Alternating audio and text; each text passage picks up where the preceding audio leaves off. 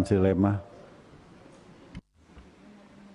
Terima kasih pimpinan. Assalamualaikum warahmatullahi wabarakatuh. Selamat siang dan salam sejahtera buat kita semua. Soal pupuk bersubsidi, pertanyaan besar dan mendasar ini sebenarnya subsidi pupuk ini untungkan siapa? Siapa yang menikmati ini? Ini pertanyaan yang harus menjadi refleksi kita bersama. Secara konseptual kalau kita bicara subsidi, subsidi ini mulia dan baik karena merupakan keberpihakan negara terhadap rakyat. Secara konseptual. Tetapi secara faktual, subsidi ini tanpa data dan pengawasan yang ketat akan menjadi rent seeking. Akan menjadi praktek rent seeking. Karena itu saya akan mencermati masalah ini bukan sekedar pada aspek distribusi dan manajerial semata, tetapi ada pada aspek-aspek rent seeking ini. Nah, beberapa waktu lalu, 1 pekan persis kalau tidak salah tuh Presiden Jokowi itu marah soal pupuk bersubsidi ini. Ini orang Jawa menyampaikan kemarahannya secara terbuka, terang-terangan, itu berarti sudah kebangetan. Dan Presiden marah itu adalah juga kemarahannya Komisi 4 sejak setahun lalu. Dan juga merupakan kemarahannya rakyat Indonesia, Pak. Jadi tolong, ini jangan dianggap masalah sederhana. Jangan dianggap sebagai masalah yang sifatnya rutinitas belaka. Fakta di lapangan tadi sudah disebutkan. Petani butuh pupuk, pupuknya tidak tersedia. Begitu ada, terlambat. Tidak sesuai dengan masa tanam. Kuotanya juga kurang. Harganya juga tinggi. Subsidi setiap tahun tidak berkurang, 25-30 T. Produktivitas pangan dan pertanian kita tidak pernah naik. Tidak pernah naik. Lahan kita berkurang. Pak Silema hanya menjelaskan kalau produksi selalu tiap tahun naik. Naik tapi tidak Datanya, signifikan, Pak. Datanya. Naik tapi tidak signifikan, Enggak, saya Pak. katakan lagi datanya. Tapi kenyataannya saya nggak tahu. Oke.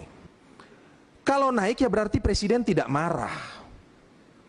Kalau Presiden marah, itu berarti ada yang serius. Dan saya catat betul dalam masalah pertanian, baru kali ini Presiden marah minggu lalu. Pada saat rapat kerja nasional pembangunan pertanian. Baru kali ini. Karena itu momentum ini harus dipakai untuk pembenahan secara fundamental, Pak. Besok apa, Pak? Saya mau tanya Kementerian Pertanian. Saya baca semua ini, di sini saya baca. Yang disampaikan, Pak, kami cuma disodorkan angka-angka saja. Saya tidak mendapatkan evaluasi mengenai faktor-faktor penyebab dan solusi yang komprehensif untuk menyelesaikan masalah mengenai carut-marut pupuk bersubsidi ini. Tidak ada. Tidak ada, saya lihat di sini. Karena itu saya ingin mendapatkan penjelasan evaluasi dari Kementerian Pertanian, karena ini 30 triliun yang dikeluarkan. Tidak jadi apa-apa barang ini. Tidak jadi apa-apa, Pak.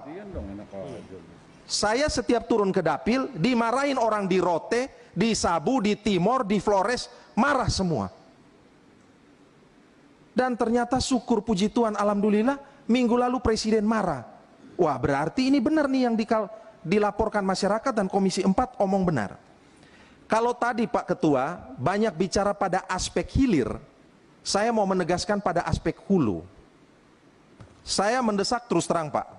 Komisi 4 ini mungkin perlu mendorong supaya pabrik-pabrik pupuk ini, ya, Komisi 4 perlu mengirimkan mechanical engineer dan chemical engineering untuk pergi ke pabrik pupuk ini supaya kita bisa mengetahui betul persis harga pokok produksi.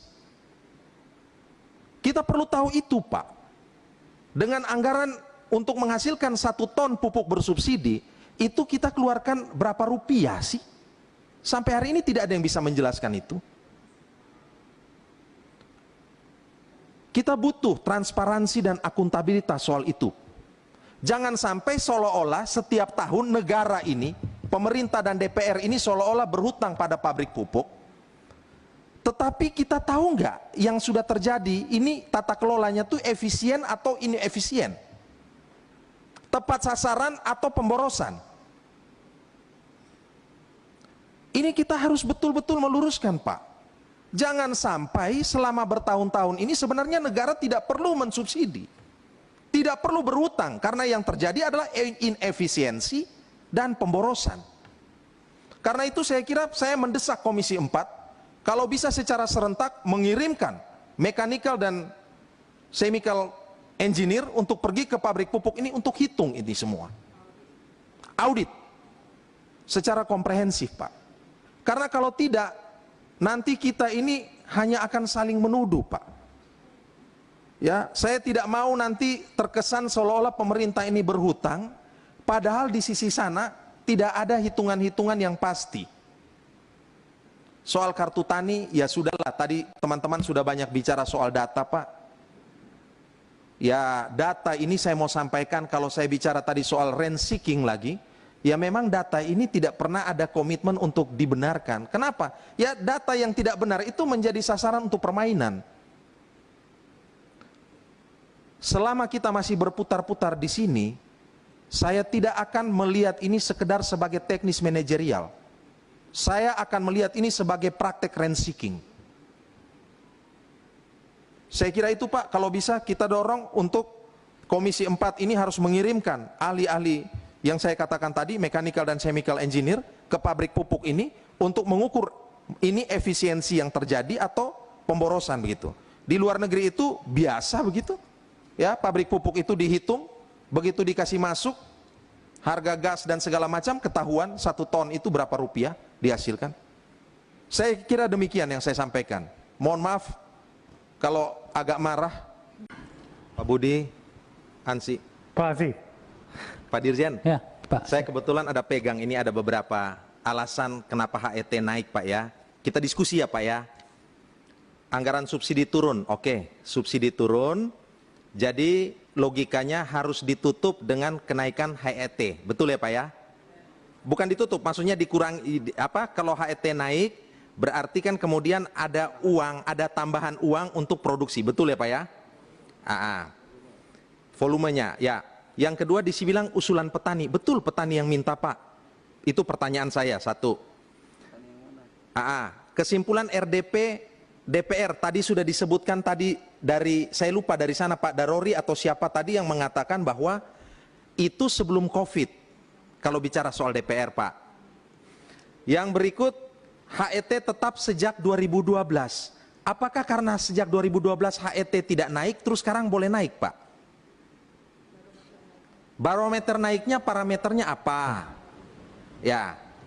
Yang berikut ada rekomendasi dari Kemenkeu. Ini saya juga perlu penjelasan. Ya. Kalau saya punya argumentasi tadi, Pak, saya katakan tadi, saya pakai yang pendekatannya ekstrim.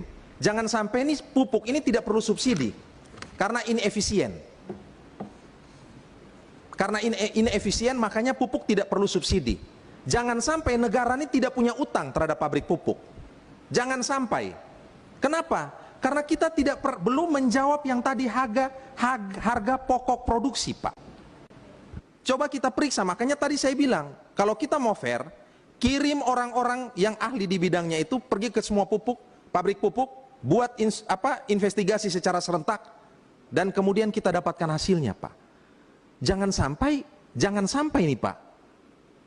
Kita tidak perlu buang subsidi terlalu besar begitu. Makanya tadi saya curiga dengan pernyataan awal saya, ini nih betul persoalan tata kelola semata, persoalan manajerial semata, atau persoalan rent seeking di sini, Pak. Atau persoalan rent seeking. Karena apa? Karena bicara subsidi, positifnya keberpihakan pada rakyat, tetapi negatifnya menjadi ajang rent seeking. Itu yang belum bisa saya belum bisa masuk ke akal saya, Pak. Karena kalau tadi Pak Sunarna ngomong lagi, kasihan petani kalau HET-nya dinaikkan. Tetapi di sini dibilang bahwa petani yang minta HET-nya dinaikin. Petani yang di sebelah mana, Pak? Mohon maaf nih, Pak. Saya harus ya. Saya jelaskan, Pak. Ya, silakan, Pak. Oke. Silakan, Ya. Pak. Oke, terima kasih. Pak Hansi Lema, jadi pertanyaan yang bagus. Yang pertama saya